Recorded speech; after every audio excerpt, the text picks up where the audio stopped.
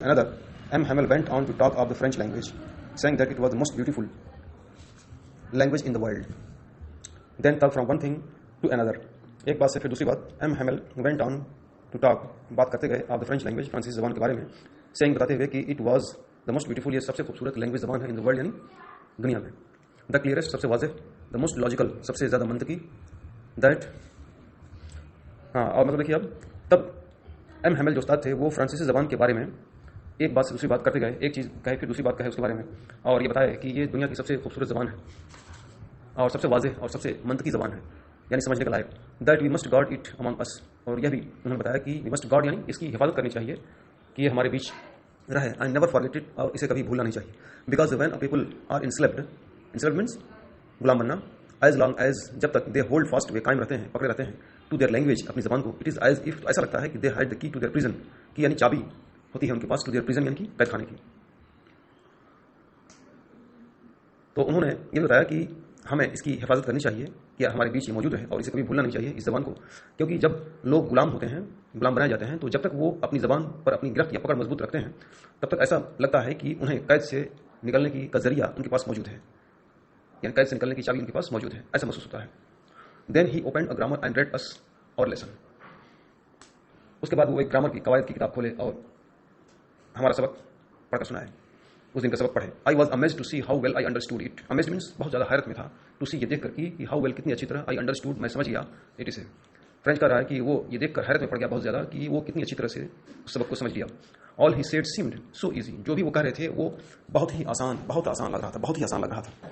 I think to that I had never listened so carefully. मैंने वो French का रहा है उसने ये भी सोचा कि उसने कभी भी उतनी तवज्जो के साथ सुना नहीं उनके लेक्चर को. And that he had never explained everything with so much patience, और उसने ये भी समझा कि उसने कभी भी उतनी पेशेंस यानी कि सब्र के साथ नहीं सुना उनके लेक्चर को. हाँ, जो भी उन्होंने एक्सप्लेन किया यानी वाज़ेह किया, और जो भी उन्होंने वाज़ेह किया उसे कभी वो सब्र के साथ, सुकून के साथ नहीं सुना. It seemed almost as if the poor man wanted to give us all he knew before going away. ऐसा लग रहा था, सिम्पटम्स महसूस हो रहा था ऑलमोस्ट करीब कि वो बेचारा आदमी हम लोगों से दूर जाने से पहले सब कुछ हमें दे देना चाहता था, यानी सब कुछ बता देना चाहता था, सारा इल्म दे देना चाहता था. And to put it all into our heads to one stroke means एक ही झटके में, एक ही वार में, और इसे एक ही झटके में हमारे दिमाग में उड़ेल देना चाह रहा था, डाल देना चाह रहा था, यानी बिल्कुल एक ही साथ, एक ही बार में, वो एक ही लेक्चर में उसे घोल कर पिला देना चाह रहा था, ऐसा लग रहा था. After grammar we had a lesson in writing. Grammar कवायद पढ़ाने के बाद अब तहरीर का मश्क कराया गया, यानी राइटिंग लिखने का सबक जो है वो दिया गया. That day M Hamel had new copies for us. उस दिन एम हैमल जो थे वो हम सभी के लिए, यानी जितने फ्रेंच और उसके साथी थे, जो स्टूडेंट्स थे, उनके लिए नई कापियाँ लेकर आए थे. Written in a bold beautiful rhyme round hand France Alsace, जिस पर बिल्कुल खूबसूरत और वाज़ेह राउंड हैंड यानी वाज़ेह हरूफ में, वाज़ेह तहरीर में, खूबसूरत अंदाज में लिखा हुआ था France Alsace. They look like little flags floating everywhere in the school room. वे इस तरह से दिखाई दे रहे थे, कापियाँ दिखाई दे रही थी जिस तरह से छोटे छोटे फ्लैग्स यानी परचम हों, फ्लोटिंग मीन्स जो लहर रहे हों, तैर रहे हों, एवरीवेयर हर जगह, इन द स्कूल रूम स्कूल के कमरे में. हंग फ्रॉम द रॉड से, छड़ी से लटके हुए हों, and the top of our desk, हमारे डेस्कों की, मेज़ों की चोटी पर ऊपर. ऐसा लग रहा था कि वे छोटे छोटे परचम हों जो स्कूल के कमरे में, दरसगाह में रॉड के जरिए छड़ी से मेज़ों के ऊपर लटकाए गए हों. You ought to have seen how everyone set to work and how quick it was. आप देख चुके होंगे कि किस तरह से हर एक सेट टू वर्क मीन्स काम में लगा था, and how quiet it was, और कितना खामोश वहाँ का मंजर था. The only sound was the scratching of the pens over the paper. वाहिद आवाज़ जो थी वो क्या थी, वह स्क्रैचिंग मीन्स खुरचने की, चलने की, ऑफ द पेन का, ओवर द पेपर मीन्स कागज पर. और इतना सन्नाटा था कि वहाँ वाहिद आवाज़ जो थी वो पेन के चलने की आवाज़ वो सुनाई दे रही थी कागज पर, खरखर की आवाज़. वंस सम बीटल्स फ्लू इन, एक बार सम बीटल्स यानी कि कुछ भौरे फ्लू इन अंदर आ गए. But nobody paid any attention to them, लेकिन किसी ने भी उस पर तवज्जो नहीं दिया. Not even the little ones, यहाँ तक कि छोटे बच्चे भी जो भौरे वगैरह के शौकीन होते हैं वो भी तवज्जो नहीं दी. Who work right on tracing their fish hooks, बच्चे जो थे जो वर्क काम कर रहे थे, राइट ठीक ऑन ट्रेसिंग मीन्स नक्शा बनाने में, देयर फिश हुक्स अपनी मछली पकड़ने की जो हुक होती है, जो कांटा होता है, उसका नक्शा बना रहे थे, जो वो भी ध्यान नहीं दिए. As if that was French too, और वे इस तरह से उसका नक्शा बना रहे थे जैसे कि वो भी फ्रांसीसी हो. On the roof of the pigeons cooed very low, छत पर, रूफ पर, पिजन्स यानी कबूतर भी कूड यानी कू कर रहे थे, वेरी लो मीन्स बहुत ही धीमी आवाज़ में. And I thought to myself, और वो खुद सोचा फ्रेंच कि well they make them sing in German even the pigeons, क्या वे कबूतरों को भी, यहाँ तक कबूतरों को भी जर्मन ज़बान में गुनगुनाना सिखाएंगे, गाना गवाएंगे।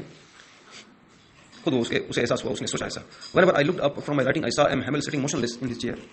जब कभी I looked up, मैं ऊपर देखता, from my writing means लिखने से, लिखते हुए फिर ऊपर देखता जब, तो I saw वो देखता, M. Hamel sitting, M. Hamel बैठे हुए थे, motionless means बेहरकत, in his chair, अपनी कुर्सी पर, and gazing और टकटक लगाकर देखते, first at one thing, पहले किसी एक चीज को, then at another, फिर दूसरी चीज को, as if he wanted to fix, इस तरह से कि वो चाहते थे to fix in his mind, अपने दिमाग में बसा लेना, कैद कर लेना, फिक्स कर लेना, just how everything looked in that little school room, कि उस छोटी सी दरगाह में हर चीज़ें कैसी दिखाई देती हैं। वो चाह रहे थे कि इस तरह से लग रहा था कि वो चाह रहे थे कि उनको दिमाग में बैठा लें, कुछ चीज़ें कैसी दिखाई देती हैं।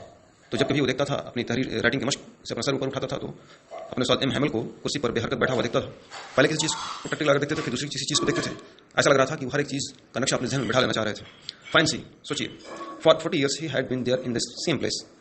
सोचने वाली बात है, या सोचिए कि 40 साल तक वो उसी जगह मौजूद रहे, with his garden outside the window, साथ में खिड़की के बाहर उनका बाग मौजूद रहता था, and his class in front of him, और उनके सामने उनका क्लास रहता था, जस्ट लाइक दैट, ठीक ऐसा ही। Only the desk and benches had been worn smooth, यानी सब कुछ वैसा ही था 40 साल से, सिर्फ डेस्क और बेंचेस जो थी वो वर्न स्मूथ यानी कि घिस कर चिकनी हो गई थी। The walnut trees in the garden were taller, walnut trees यानी अखरोट के जो पेड़ थे इन द गार्डन, बाग में, वो भी बड़े हो चुके थे। एंड द हॉप वाइन, और हॉप वाइन यानी हॉप पौधे की जो बेल थी, वो that he had planted himself twined about the windows to the roof, जिसे उन्होंने खुद ही लगाया था, उसकी शाखें निकल चुकी थी, ट्वाइंड में शाखें निकल चुकी थी, और खिड़कियों से होती हुई उसकी शाखें छत तक जा पहुंच चुकी थी।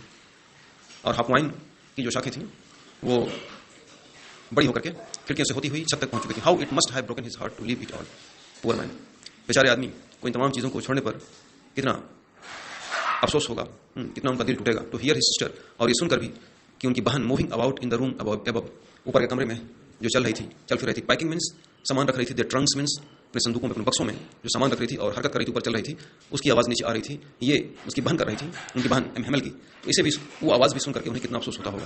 For they must leave the country next day, इसलिए कि उन्हें अगले दिन मुल्क छोड़ करके जाना था, इसलिए वे पैकिंग कर रहे थे। उनकी सिस्टर, उनकी बहन पैकिंग कर रही थी उसी ऊपर वाली मंजिल पर, ऊपर वाले